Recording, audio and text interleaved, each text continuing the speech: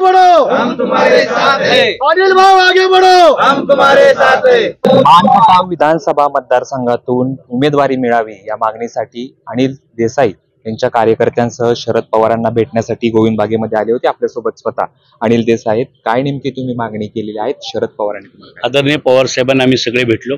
माझ्या मतदारसंघातले सगळ्या गावातले प्रमुख लोक, मानखटाव विधानसभा मतदारसंघातले सगळ्या गावातले प्रमुख मंडळी इथं उपस्थित होते. सगळ्यांनी एकमुखी साहेबांना सांगितलं की साहेब, तुम्ही अनिल देसाईंना उमेदवार द्या, तुतारीच्या रूपाने एक आम्ही उमेदवार तुम्हाला एक आमदार देतो, तुम्ही फक्त उमेदवारी आणि तुतारी द्या, आम्ही तुम्हाला आमदार देतो, ही आम्ही मागणी केली. आणि पवार साहेबांनी फार सकारात्मक चर्चा केली आमच्या सगळ्यांना. काय कशा पद्धतीने नेमकी कारण काय तुम्हाला उमेदवारी पाहिजे अशी? आणि तुम्ही आता मग सांगितलं की मी मतदारसंघात फिरलोय, त्या संदर्भात मी साधारण या मतदारसंघामध्ये आता जे मतदारसंघातली सगळी गाव आहेत या सगळ्या गावांचा 2 महिन्यामध्ये गावभेट दौरा केला. मी या 2 महिन्यामध्ये शेतकऱ्यांच्या बांधापर्यंत, महिला भगिनींच्या चुलीपर्यंत जाऊन आलोय. सगळ्या गावाचा गावभेट दौरा केला. याच्यापेक्षा अनिल देसाई सातत्यानं 30 वर्ष या मतदारसंघामध्ये भरतोय. मी 4 टर्म जिल्हा परिषदमध्ये आहे. 20 वर्ष झाली मी 22 वर्ष झाली मी जिल्हा मध्यवर्ती बँकेचा संचालक म्हणून काम करतोय. मला कमी वयामध्ये फार संधी मिळाली. पण याच्यामुळं मला माहिती आहे, प्रत्येक गावातल्या 50, 100, 200 लोकांना मी नावाने हाक मारतो कुठल्याही गावात गेलो तरी. आणि या सगळ्याचं पवार साहेबांकडे पण माहिती आहे. मला माहिती आहे की राष्ट्रवादी काँग्रेस पार्टीने पण सर्वे केलेत आणि मला पूर्ण खात्री आहे सर्वेमध्ये सुद्धा माझं नाव अत्यंत वरती आहे आणि असणार आहे. ते सुद्धा पवार साहेबांनी आम्हाला थोडं सूचित केलं की 1-2 नावामध्येच माझ्याकडे चर्चा चालू आहे आणि त्यात तुम्ही आहात. इतकं आदरणीय पवार साहेबांनी विश्वासाने माझ्या लोकांना सांगितलंय आणि मला पूर्ण खात्री आहे की यावेळी काही जरी झालं तर साहेब आमच्या लोकांना निराश करणार नाही. कारण मानखटावच्या मतदारसंघामध्ये बदल व्हावा ही जनतेची पण इच्छा आहे आणि तिथला आपला हक्काचा आमदार यावा, पवार साहेबांचा आमदार निवडून यावा ही लोकांची फार मोठी भावना आहे. आणि या भावनेला नक्की साहेब या भावनेची कदर करतील. महाविकास आघाडीकडून अनेक नेते आहेत, म्हणजे शिवसेनेकडून मागणी होती, काँग्रेसकडून मागणी होती, तुमच्या पक्षात देखील अनेक लोक इच्छुक आहेत. तुम्हाला असं खात्री आहे, तुम्हाला असं वाटतं की मलाच तिकीट मिळेल म्हणून? मला 100% खात्री आहे की मलाच उमेदवारी मिळणार आहे आणि मी लढणार पण आहे, जिंकणार पण आहे. पण याच्याशिवाय आपण म्हणलं की हा मतदारसंघ इतर कोणाला जायचा विषयच येत नाही. याचं कारण असं की हा सातत्यानं पवार साहेबांच्या विचाराचा किंवा हा मतदारसंघ आहे पहिल्यापासून, त्यामुळे पवार साहेब हा मतदारसंघ सोडणार नाही. तसं अप्रत्यक्षरित्या पवार साहेबांनी सूचित केलेलं आहे की हा मतदारसंघ आपण कोणाला सोडणार नाही.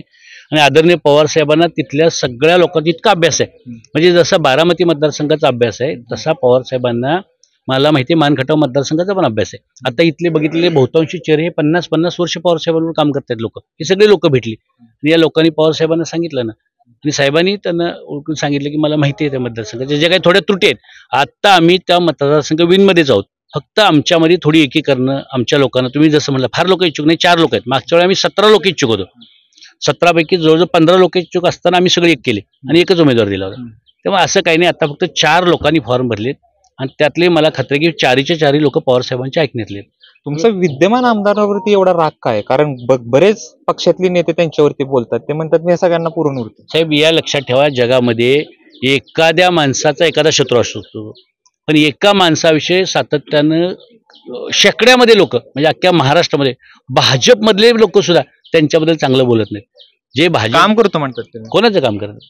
ते काम काय करतात एकदा मतदारसंघामध्ये येऊन बघा तुम्ही. वाळू चोरायचं, माती चोरायचं काम त्यांचं काम आहे.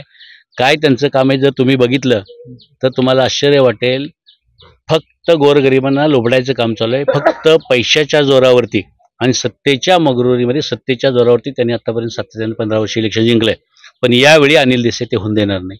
यावेळी 100% परिवर्तन आहे. आजही मी तुम्हाला भेटलोय आणि मतदानाच्या नंतर मतमोजणी दिवशी सुद्धा तुम्ही माझी मुलाखत घ्याल, मला पूर्ण खात्री आहे. त्या दिवशी अनिल देसाई नक्की आमदार असेल. कुठले मतदारसंघातले जे महत्वाचे बदल आहेत ते तुम्हाला करायचे? 100% मतदारसंघामध्ये आपल्याला पाण्याच्या संदर्भामध्ये आता पण सातत्यानं गेले 30, 35, 40 वर्ष सगळे इलेक्शन ही पाण्याच्या स्वरूपात झाली. या आमदारांनी कुठलीही नवीन पाण्याची योजना केलेली नाही. किंबहुना अनिल देसाई जे कटापूर्वी 95 साल हे आमदार त्यावेळी राजकारणात पण नव्हते. आमदार हे त्यावेळी सांगलीत काय उद्योग करत होते.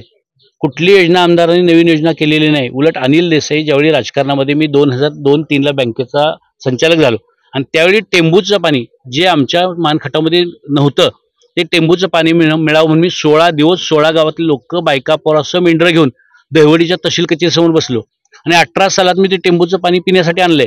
तुम्हाला व्हिडिओ देतो, फोटो दाखवतो, तुम्ही बघितल्यानंतर पाणी मी 18 सालात आणून दाखवले, पिण्यासाठी आले. आणि तिथनं पुढे 17-18 सालापासून आता 23 सालापर्यंत माझा महाबळेश्वरवाडीचा तलाव दरवर्षी भरतोय टेंबूच्या पाण्यानं. हे याला नवीन काम म्हणायचं. हे जुनं उरमोडीची योजना झाली ज्यावेळी युतीचं सरकार आलं 95 साली ज्यावेळी युतीचं सरकार आलं होतं त्यावेळी ज्यावेळी आपले मुख्यमंत्री होते मनोहर जोशी साहेब त्या कालखंडामध्ये या योजना सगळ्या मंजूर झाल्या. त्या योजनेचं पाणी अजून बांधापर्यंत पोचलं नाही.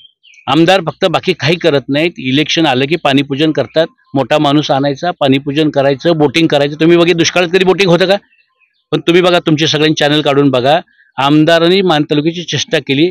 दर इलेक्शनच्या आधी आमदार बोटिंग करतो म्हणजे जिथं प्यायला पाणी नाही. तुम्हाला बदल सकारात्मक काय करायचं? मी मगाशी सांगितलं की मी जिल्हा मध्यवर्ती बँकेचा गेली 22 वर्ष संचालक आहे. आमदार माणसांची घरं पेटवायची, मनं पेटवायचं काम करतात. अनिल देसाईला चुली पेटवायचं काम करायचंय.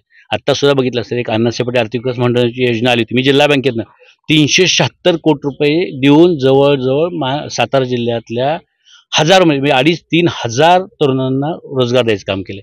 वेगवेगळ्या ज्या योजना आहेत केंद्राच्या राज्याच्या योजना असतील पण ज्या बँकेत राबवतात याच्या माध्यमातून मी माझ्या मतदारसंघातल्या हजारो तरुणांना उभं केले आणि मला तरुणांना उभं करायचं आहे. माणसांची मनं पेटवायची नाही, चुली पेटवायचं काम करायचं आहे. मला महिला भगिनींसाठी काम करायचं आहे, शेतकऱ्यांसाठी पॉझिटिव्हली काम करायचं आहे, शिक्षण क्षेत्रामध्ये काम करायचं. मी स्वतः सिव्हिल इंजिनियर आहे आणि असं सकारात्मक काम करायचं आणि हे सगळ्यांना घेऊन करायचं. एक शेवटचा प्रश्न विचारतो, पुन्हा एकदा तोच प्रश्न विचारतो. शरद पवार संधी देतील असा विश्वास वाटतो का?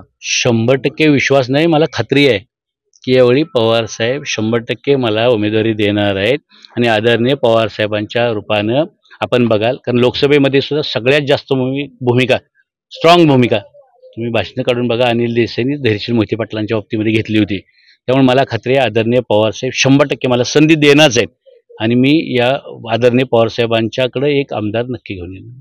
खूप खूप धन्यवाद. तर होते अनिल देसाई यांचा विश्वास आहे की शरद पवार संधी देतील. शरद पवार संधी देणार का हे पाहणं महत्वाचं असणार आहे. कॅमेरा पर्सन धीरज सह जयदीप भगत, एबीपी माझा, बारामती. एबीपी माझा, उघडा डोळे बघा नीट.